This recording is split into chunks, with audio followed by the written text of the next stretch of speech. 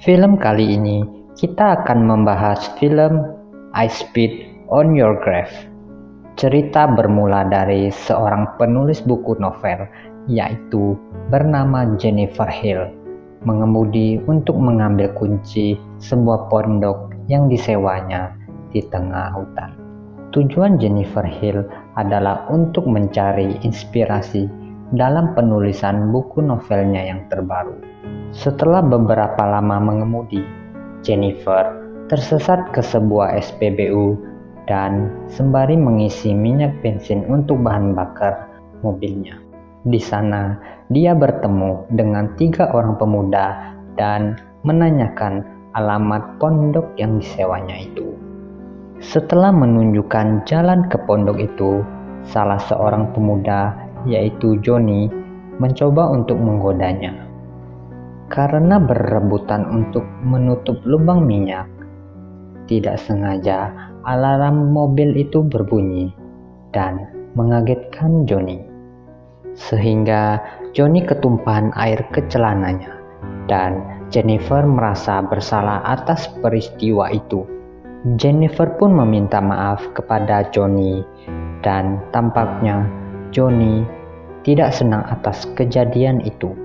Beberapa hari pun berlalu, tidak ada hal yang aneh terjadi. Jennifer pun melakukan aktivitas kesehariannya seperti biasa.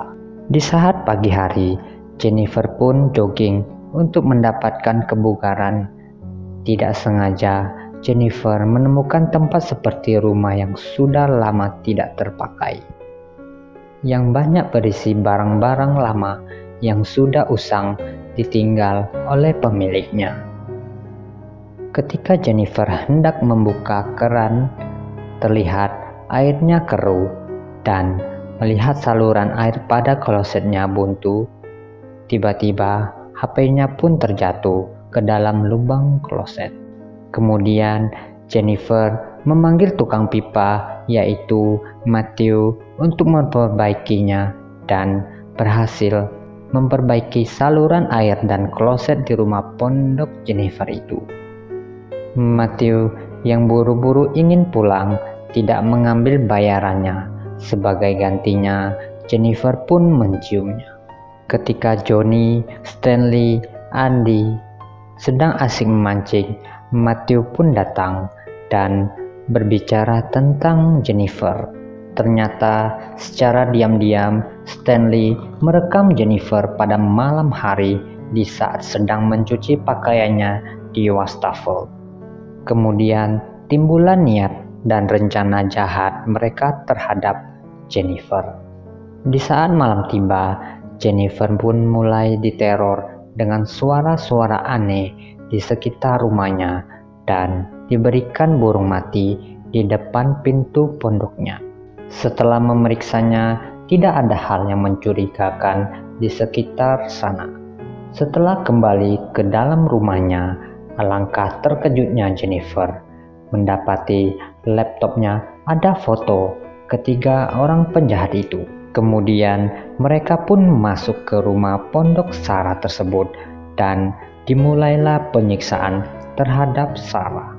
Pada penyiksaan pertama, dipaksalah Jennifer untuk minum minuman keras oleh mereka. Kemudian Jennifer pun meminta maaf atas kejadian di SPBU waktu itu sambil menangis.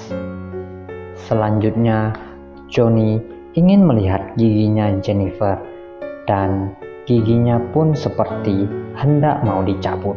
Penyiksaan pun tidak sampai di situ. Jennifer disumpal mulutnya dengan sebuah pistol sampai ingin muntah. Jennifer mengambil botol bir lalu dipukulnya ke kaki Andy dan menyemprot Stanley dengan spray. Dengan cepat, Jennifer pun kabur dari pondok itu.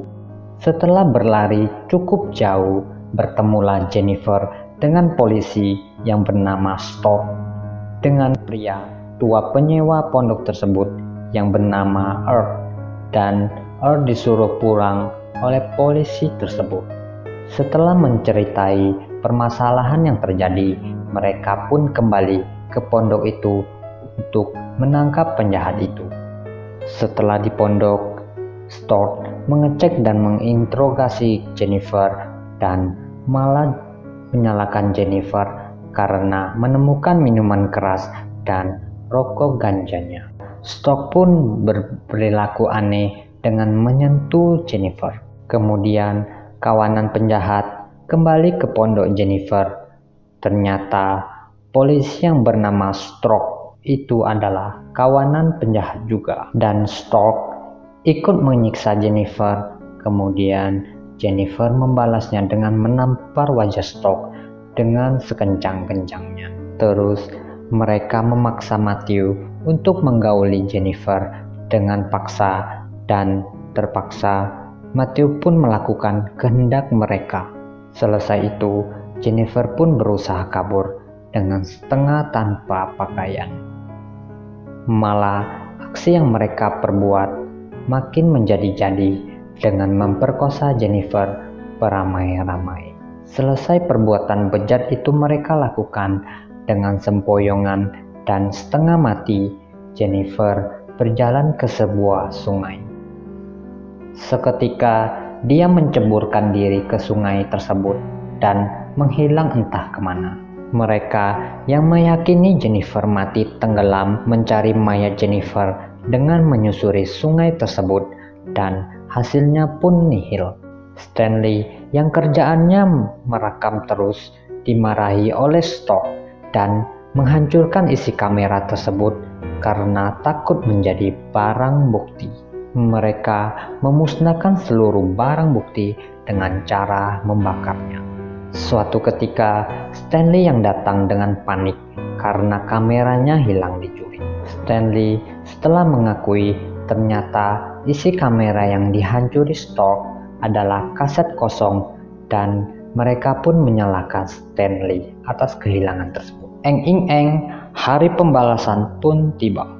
Dimulai dengan teror-teror kepada satu-satu dari mereka. Johnny yang diteror dengan burung yang mati di depan rumahnya. Stork yang diteror dengan dikirimkan isi kamera Stanley sangat marah kepada Stanley. Kemudian mendatangi Stanley dengan menyumpal isi kamera ke mulut Stanley dengan marahnya. Korban pertama dari comeback-nya Jennifer adalah Matthew. Matthew dicekek lehernya dengan menggunakan tali dan diseret oleh Jennifer. Korban berikutnya adalah Andy dan Stanley. Stanley yang disiksa sampai mati dengan cara mengail mata Stanley dan dilumuri dengan bau-bau yang amis. Mati dengan mata berdarah dan tubuhnya dipatuk oleh burung gagak. Andy yang disiksa dengan cara diikat di atas bathtub yang sudah tidak terpakai dan di bawahnya diisi oleh campuran soda api. Kemudian kayu penyangga badannya pun dilepas oleh Jennifer. Setelah tidak tahan menahan kepalanya, kepala Andy pun tercebur ke air berisi soda api tersebut. Sontak kulit muka Andy pun masak hingga mukanya hancur. Kemudian tibalah giliran Johnny disekap oleh Jennifer dengan dilucuti pakaiannya semua dan diikat dengan tali. Hal pertama yang dilakukan adalah gigi Johnny dicabut dengan menggunakan tang sampai ompong. Mulutnya disumpal dengan pistol, persis perlakuan Johnny kepada Jennifer saat menyiksanya. Terakhir, Jennifer memotong bagian vitalnya Johnny hingga putus. Kemudian darah pun mengocor, tumpah hingga Johnny pun tewas kehabisan darah. Terakhir, giliran Stork yang akan disiksa Jennifer dengan cara menyamar menjadi guru anaknya. Setelah masuk jebakan Jennifer, tertangkaplah Stork oleh Jennifer. Siksaan pertama adalah Stork ditusbol dengan senjatanya berulang-ulang kali oleh Jennifer.